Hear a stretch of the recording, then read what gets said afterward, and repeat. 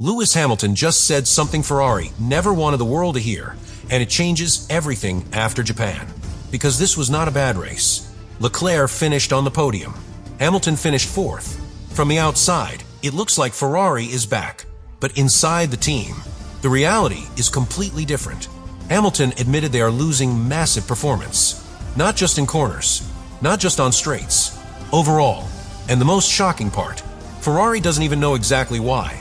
We're talking about one of the biggest teams in Formula One, admitting they don't fully understand their own deficit. And when you combine that with what we saw on track, the picture becomes even more worrying.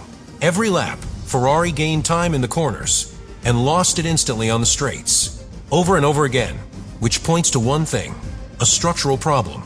A problem that cannot be fixed overnight. And here's where it gets even worse. Hamilton warned that McLaren is coming fast, very fast, using the same engine as Mercedes, which means Ferrari is not just falling behind one team, they could be falling behind two.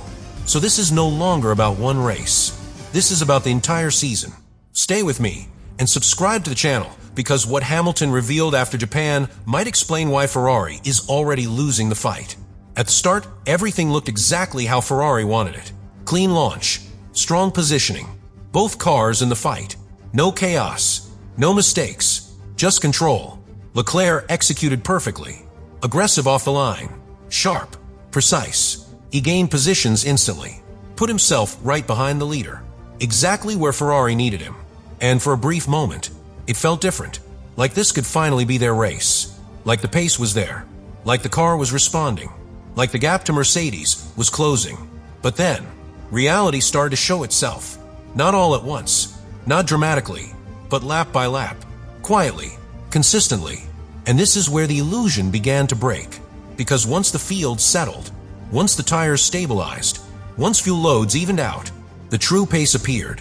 And it wasn't enough.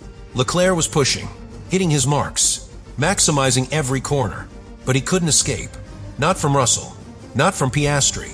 Every lap followed the same pattern. Gain time in Sector 1, hold steady in Sector 2, and then lose everything in Sector 3. The straight, the power zone, the place where races are decided. And this wasn't occasional. This was constant. Every single lap, which tells you something critical. This is not about driving.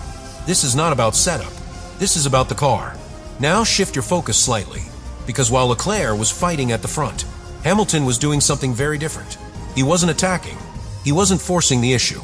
He was observing, managing, waiting.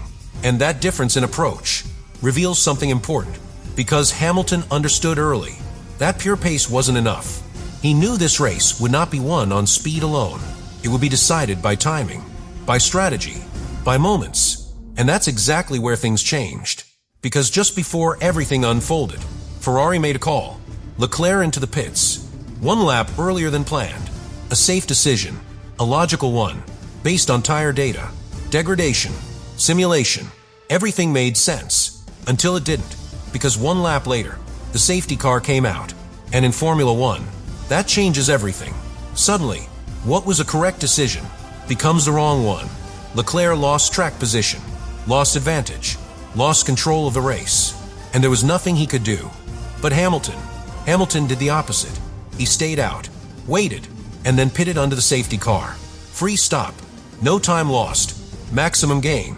And just like that, Ferrari split into two completely different races. One fighting to recover, the other moving forward. But here's the key detail. Even with that advantage, even with perfect timing, even with better track position, Hamilton still couldn't reach the podium.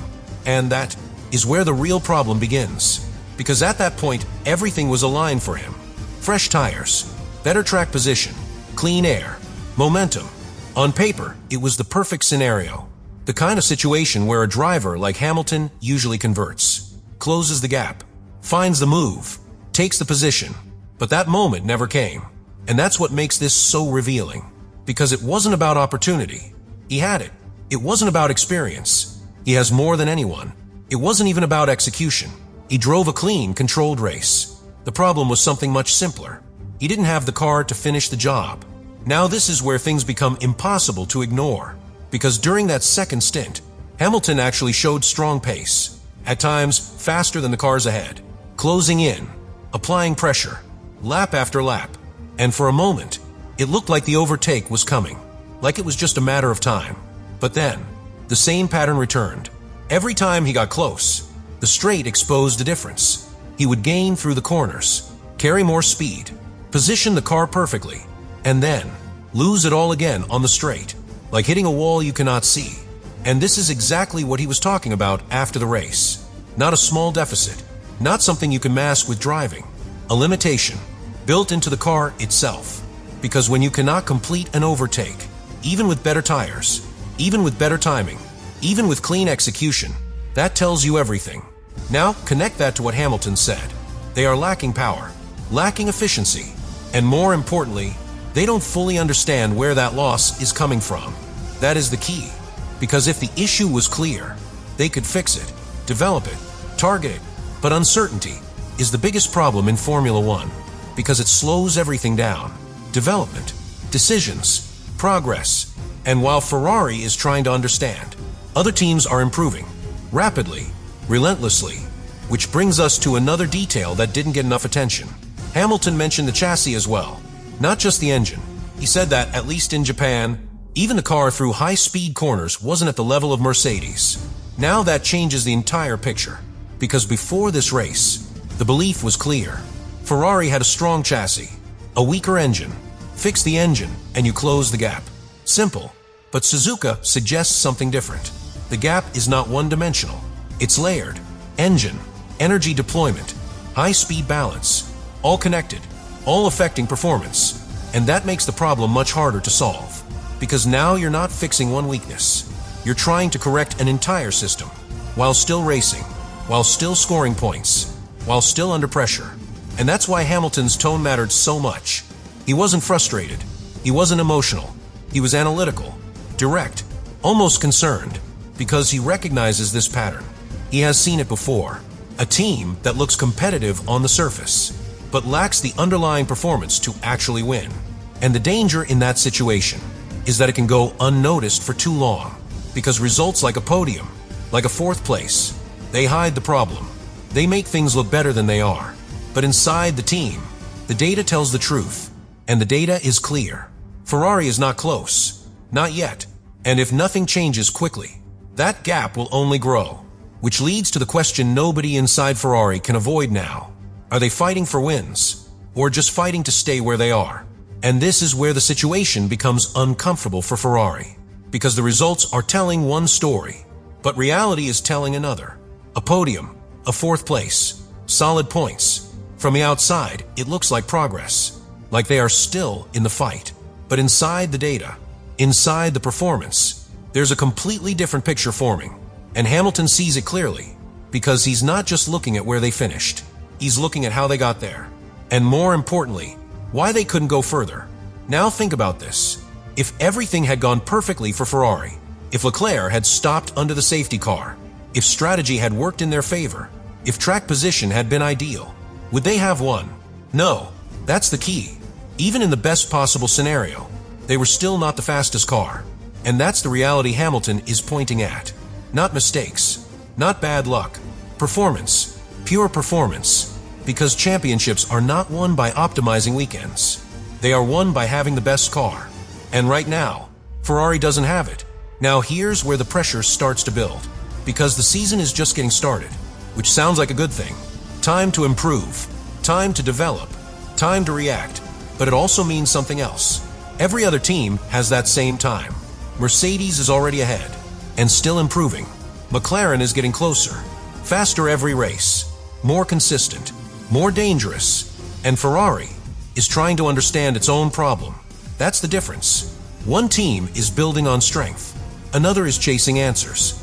And in Formula One, that gap grows very quickly. Now add another layer to this. Development. Because this season is not static.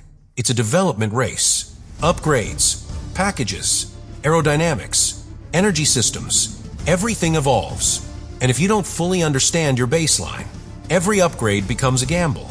You don't know exactly what to fix. You don't know exactly where the biggest gain is. You're guessing, refining, testing, while others are executing. And that's exactly what Hamilton is warning about, without saying it directly. Because when he says, They don't fully understand the deficit. He's not just talking about Japan. He's talking about the future. Because if you don't solve the root problem, you carry it into every race, every update, every decision, and suddenly, a small gap becomes a big one. Now imagine this scenario. Miami, next race. Ferrari brings upgrades, new parts, new solutions. But if the core issue is still unclear, those upgrades might not deliver what they expect. Or worse, they might create new problems. And while Ferrari is figuring that out, Mercedes keeps extending the gap. McLaren gets stronger, more confident, more complete, and the championship starts slipping away. Not dramatically, not in one race, but gradually, quietly, until one day, it's too far. And that's why Hamilton's words matter so much, because he's not reacting to one result. He's reading a pattern, a trajectory, a direction. And right now, that direction is not toward the front. It's toward uncertainty, which brings everything back to one final question, the one that defines Ferrari's entire season. Do they actually know what they need to fix? Or are they already chasing a problem they still don't fully understand?